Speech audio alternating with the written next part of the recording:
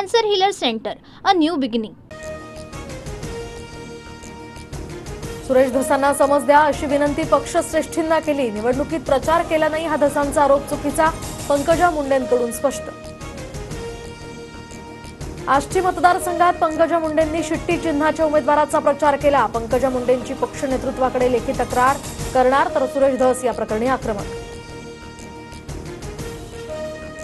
हिवाळी अधिवेशनात फडणवीसांनी शब्द दिलेला असताना सुद्धा बाहेर बीडचा विषय पेटता का ठेवला? बीड हत्या प्रकरणावरून पंकजा मुंडेंचा सवाल.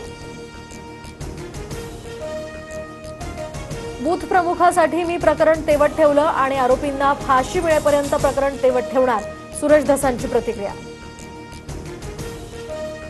सर्वत्र कॅमेरे घेऊन फिरणाऱ्या आमदारांनी धनंजय मुंडेंची गुपचूप भेट का घेतली याचं उत्तर त्यांनी महाराष्ट्राला दिलं पाहिजे, पंकजा मुंडेंची धसांवर टीका.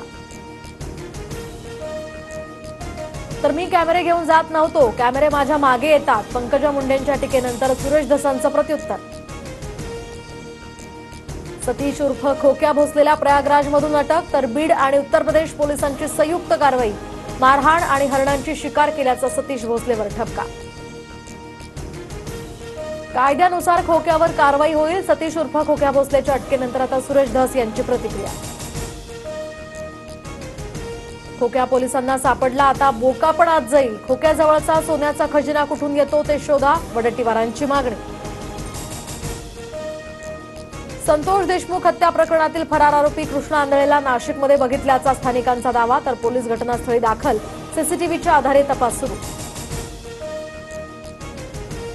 संतोष देशमुख हत्या प्रकरणी 26 तारखेला पुढील सुनावणी. कोर्टाकडून आरोपींची ओळख परेड.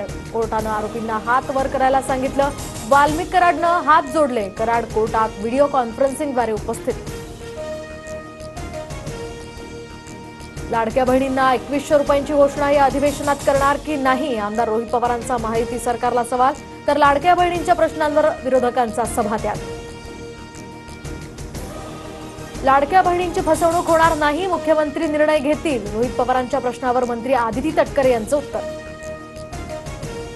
शिवरायांच्या सैन्यात एकही मुस्लिम नव्हता, नितेश राणेंचं वादग्रस्त विधान, तर देशात फाळणीचं बीज रोवण्याचा प्रयत्न सुरू, मोदींना या संदर्भात पत्रही लिहिणार, संजय राऊतांची टीका. शिवरायांच्या सैन्यात मुस्लिम होते हे इतिहास वाचला तर समजेल, अजित पवारांचा नितेश राणेंना घरचा आहे, तर कायदा आणि सुव्यवस्थेला अडचण होईल असं वक्तव्य टाळण्याचाही सल्ला.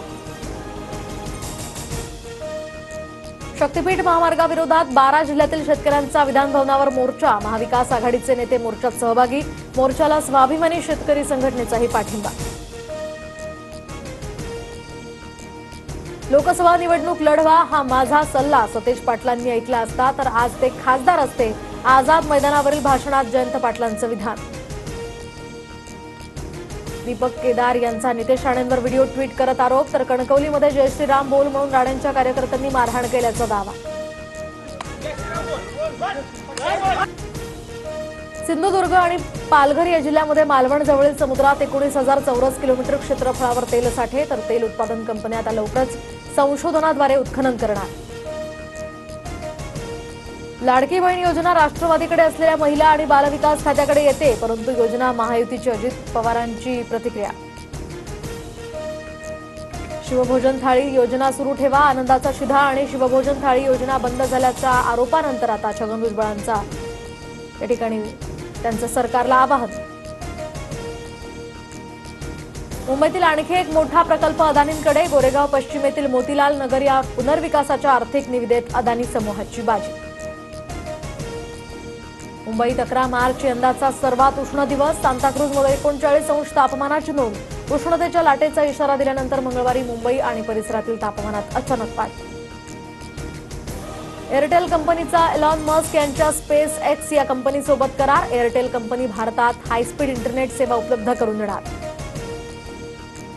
भंडाऱ्याच्या सुकळीमध्ये पाणीपुरी खाल्ल्यामुळे 30 जणांना विषबाधा, सर्वांची प्रकृती स्थिर असल्याची माहिती. होळी आणि धुलीवंदनानिमित्त बाजारपेठ सजली. रंगबिरंगी पिचकारी, रंग, फुगे, रंगांचे स्प्रे यासह विविध वस्तू बाजारात दाखल, तर रंगीत साधे पाणी किंवा अन्य द्रवानं फुगे फेकण्यास बंदी, मुंबई पोलिसांच्या सूचना.